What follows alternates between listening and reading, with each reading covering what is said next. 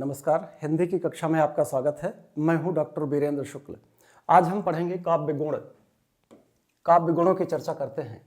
ये काव्य गुण टीजीटी, पीजीटी, नेट, जेआरएफ और जितनी भी हिंदी शिक्षक की प्रतियोगितात्मक परीक्षा में आप सम्मिलित हो रहे हैं, सब में काव्य गुण से 1 या 2 प्रश्न संभावित होते हैं। आइए देखते हैं काव्य गुण क्या होता है। देखो, 3 प्रमुख गुण होते हैं, ओज, माधुर्य और प्रसाद। इन्हीं के इर्द गिर्द पूरा काव्य गुण घूमता है। लेकिन कंपटीशन में काव्य गुण की परिभाषा पूछी जा सकती है, काव्य गुण के विभिन्न आचार्य पूछे जा सकते हैं और कुछ पंक्तियां आपके सामने आएंगी और ये पूछा जाएगा इनमें कौन सा गुण है। तो आइए हम सबसे परिचित होते हैं। देखें, भरत मुनि जिन्होंने नाट्य शास्त्र नामक पुस्तक की रचना की, जिसे पंचम वेद भी कहा जाता है, तो भरत मुनि ने परिभाषा दी है अपने नाट्य शास्त्र में कि एते दोषास्तु विज्ञेया एत एव विपर्यस्ताः गुणाः। मतलब जो दोषों के विपरीत हैं वो गुण हैं। ये नाट्य शास्त्र में भरत मुनि ने ये परिभाषा दी है।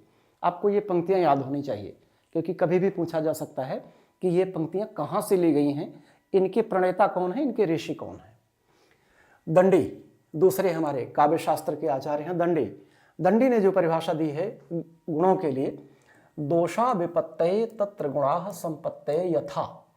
मतलब यह है कि दोष काव्य की विपत्ति है और गुण संपत्ति। ये काव्यादर्श जो कि दंडी जी की पुस्तक है, काव्यादर्श में दंडी जी ने यह परिभाषा दी है।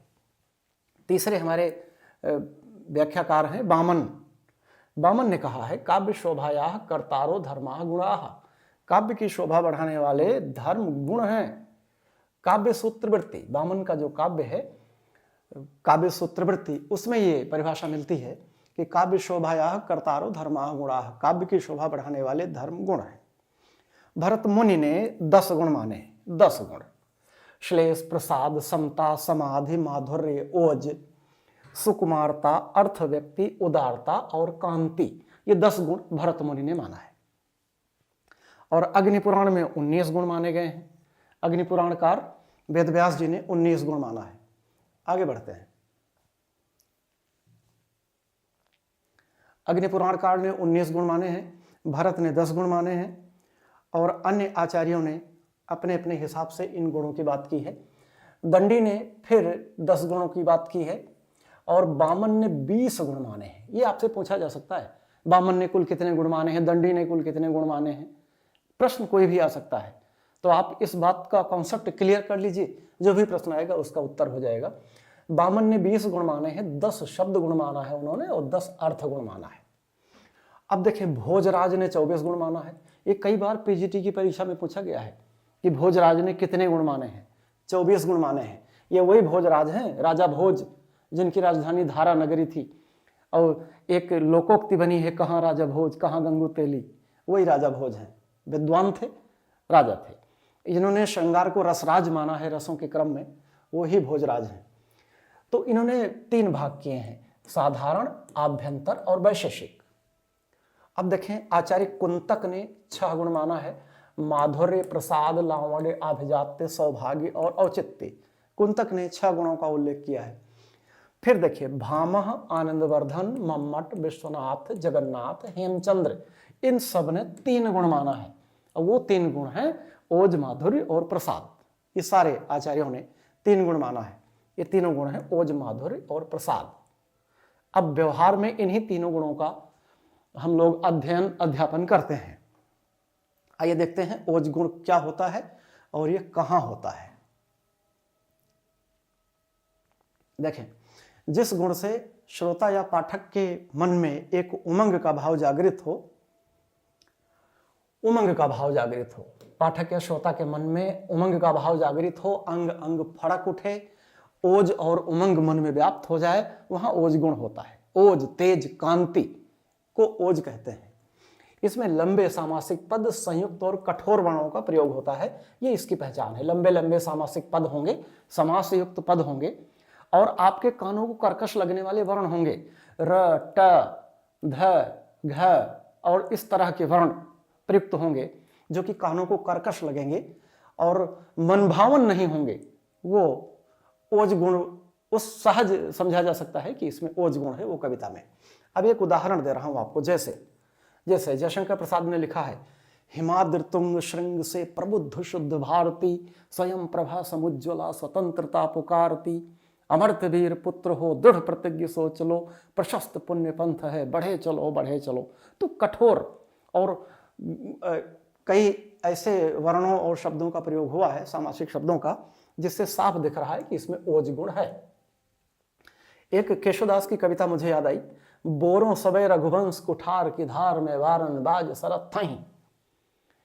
स्वयंवर के समय परशुराम जी कुपित होते हैं तो केशवदास उनकी भावनाओं को अपने शब्दों में कैसे व्यक्त करते हैं कि बोरों सबे रघुवंश, पूरे रघुवंश को मैं डुबो दूंगा, कुठार फरसे की धार में, वारन बाज सरत थहीं, हाथी घोड़ा रथ समेत, बाण की वायु उड़ाई के लक्षण, लक्ष्य करो अरिहा समरथ थहीं।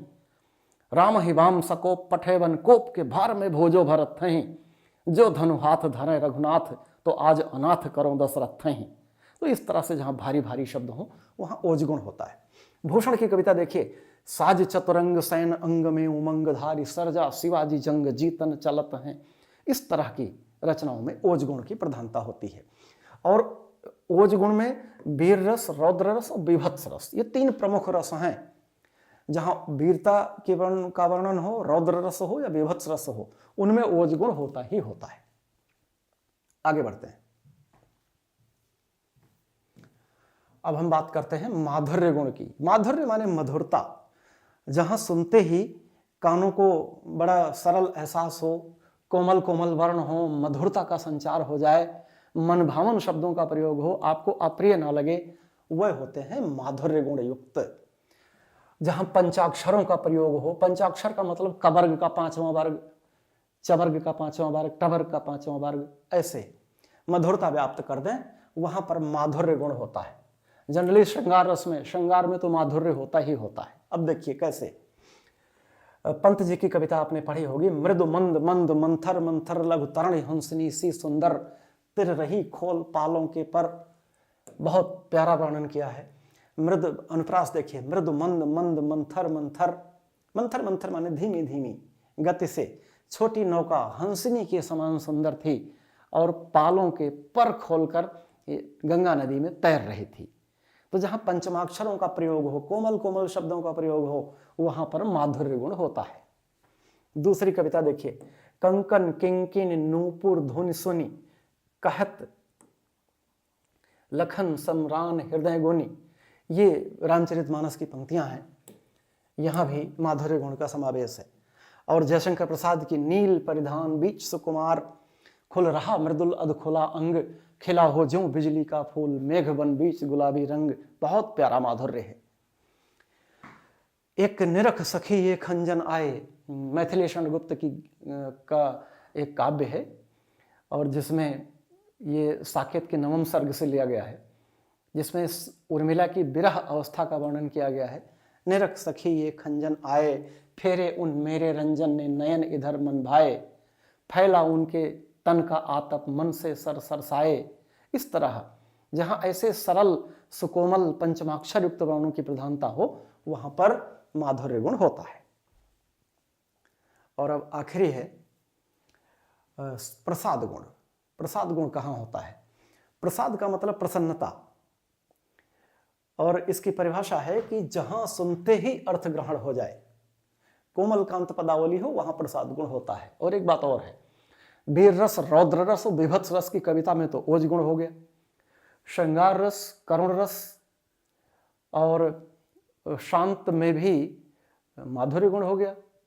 और जहां दोनों ना हो वहां प्रसाद गुण, और प्रसाद माधुर्य दोनों साथ भी रह सकते हैं। आपको पहचानना है कि प्रधानता किसकी है। जाकी रही भावना जैसी, प्रभु मूरत देखी तिन तैसी, रामचरितमानस की तुलसी की पंक्तियां हैं। बिल्कुल सरल सादी, कहीं कोई कर्कश वर्ण नहीं, कहीं कोई लंबे लंबे सामासिक पद नहीं, अर्थ ग्रहण में कहीं कोई बाधा नहीं। जाकी रही भावना जैसी, प्रभु मूरत देखी तिन तैसी, देखें भूप महारण धीरा, मन हो वीर रस धरे शरीरा। इस तरह वहां प्रसाद गुण होता है। सखी व दूसरी कविता, सखी व मुझसे कह कर जाते, मैथिली शरण गुप्त। ये यशोधरा जब गौतम बुद्ध घर से निकल गए थे, सवेरे यशोधरा को पता चला कि वो तो सन्यासी बनकर चले गए, तो अपनी पीड़ा अपनी सखी से व्यक्त कर रही है। सखी वे मुझसे कह कर जाते, सरल सपाट शब्दावली, बिल्कुल साफ सफाक कविता प्रसाद गुण। वह तोड़ती पत्थर, निराला जी की कविता, प्रगतिशील कविता। वह तोड़ती पत्थर, देखा मैंने उसे इलाहाबाद के पथ पर, नहीं छायादार वृक्ष जिसके नीचे बैठी हुई वह स्वीकार। इस तरह। और पंचवटी की देखिए, मैथिली शरण गुप्त जी की, चारु चंद्र की चंचल किरणें खेल रही हैं जलथल में, स्वच्छ चांदनी बिछी हुई है अवनी और अंबर तल में, पुलक प्रकट करती थी धरती हरित तृणों की नोकों से, मानो झूम रहे हों तरु भी मंद पवन के झोंकों से। ऐसी कविता जहां आ जाए। छोटी कक्षाओं में आपने पढ़ा होगा, उठो लाल अब आंखें खोलो, पानी लाई हूं मुंह धोलो, बीती रात कमल दल फूले, उनके ऊपर भंवरे झूले। इस तरह जो सरल सब कविता है वो प्रसाद गुण के अंतर्गत आती है।